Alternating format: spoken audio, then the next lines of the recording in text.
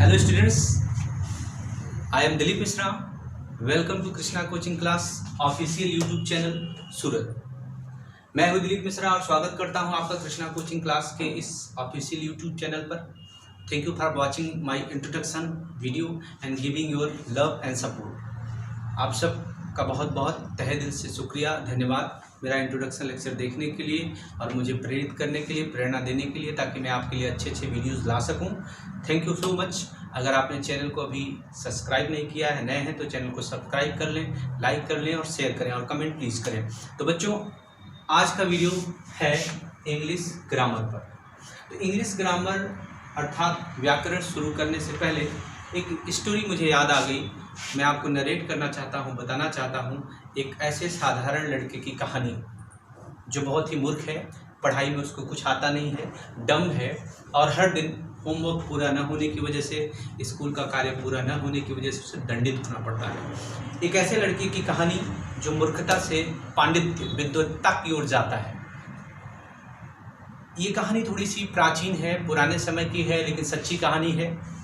एक बालक होता है। आज के समय में जैसे हम स्कूल में पढ़ते हैं, क्लास में पढ़ते हैं, तो पुराने समय में गुरुकुल हुआ करते थे, तो विद्यार्थी गुरुकुल में जाके पढ़ाई करते थे। तो ऐसा ही एक बच्चा है जो गुरुकुल में पढ़ाई कर रहा है। 6, 7 स्टैंडर्ड, 8 स्टैंडर्ड के लेवल की उसकी एज है और वहाँ पर गुरुजी अक्सर कुछ न कुछ कार्य देते हैं। जैसा कि आज भी हमको होमवर्क, क्लास वर्क मिलता है, वैसे ही विद्यार्थी को भी कार्य मिला और गुरुजी ने उसका होमवर्क चेक करना चाहा, बुलाया कि बेटा तू अपना होमवर्क दिखा। और बच्चे ने अपना होमवर्क नहीं दिखाया क्योंकि उसने होमवर्क किया नहीं था। क्यों नहीं किया था? क्योंकि उसको आता नहीं था। गुरुजी ने पूछा कि आखिर तुम हर दिन होमवर्क स्किप क्यों करते हो, हर दिन होमवर्क क्यों नहीं करते हो? तो उसने कहा गुरुजी मुझे आया नहीं। गुरुजी को लगा कि ये बच्चा बहाना कर रहा है और गुस्से से गुरुजी ने छड़ी उठाई और छड़ी उठाई जैसे मारने के लिए कि हाथ निकाल, तो बच्चा अपना हाथ पीछे की तरफ छुपाने लगा।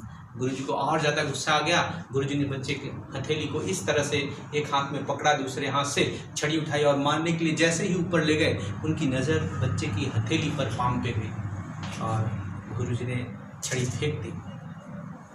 तो बच्चा आश्चर्यचकित था कि गुरुजी जो डरा हुआ था कि अभी बहुत तेज से मारने वाले थे, अचानक क्या हो गया, गुरुजी ने छड़ी फेंक दी।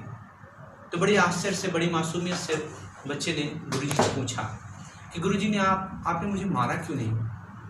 कहा बेटा तू पढ़ नहीं सकता है। तो बच्चे ने पूछा कि क्यों नहीं पढ़ सकता हूँ?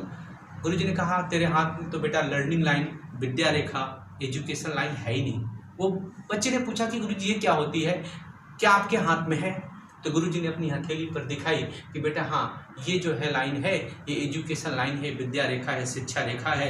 अगर मेरी हथेली में हो तो हमारे लिए शिक्षा लिखी होती है और नहीं है तो नहीं लिखी होती है, और इसलिए तुमको नहीं आता क्योंकि तुम्हारे हाथ में नहीं है। गुरुजी की हाथ में बनी हुई लकीर को बड़े ध्यान से बच्चा देखता है और उसके बाद कहता है ठीक है गुरुजी। गुरुजी ने कहा बेटा अब जाओ, तू घर पे रह, घर वालों का काम कर, कुछ पैसे कमा, अर्निंग कर, अपना जीवन यापन कर। तेरे हाथ में विद्या रेखा नहीं है, इसलिए तुझे कुछ नहीं आएगा और तू पढ़ नहीं सकता। बच्चे का मनोबल तो गिरा हुआ था, लेकिन वो रास्ते में सोच रहा था कि क्या हाथ में एक लकीर होने से विद्या आ सकती है? मेरे हाथ में नहीं है, तो क्या ये लकीर मेरे हाथ में हो जाए तो क्या मुझे विद्या आ सकती है? रास्ते में जा रहा था, उसको एक नुकीला पत्थर मिला।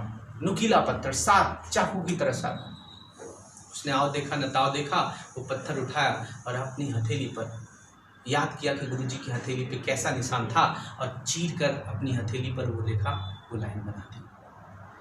और उसके बाद घर चला गया और अगले दिन फिर से आया। तो गुरुजी ने कहा बेटा तू क्यों चला आया? कल ही तो मैंने तुझे मना किया था कि तेरे हाथ में लकीर नहीं है और तू पढ़ नहीं सकता, फिर कैसे आया? तो बच्चा गुरुजी के पास आया, कहा नहीं गुरुजी, अब मेरे हाथ में भी लकीर है, अब मेरे हाथ में भी विद्या की रेखा है।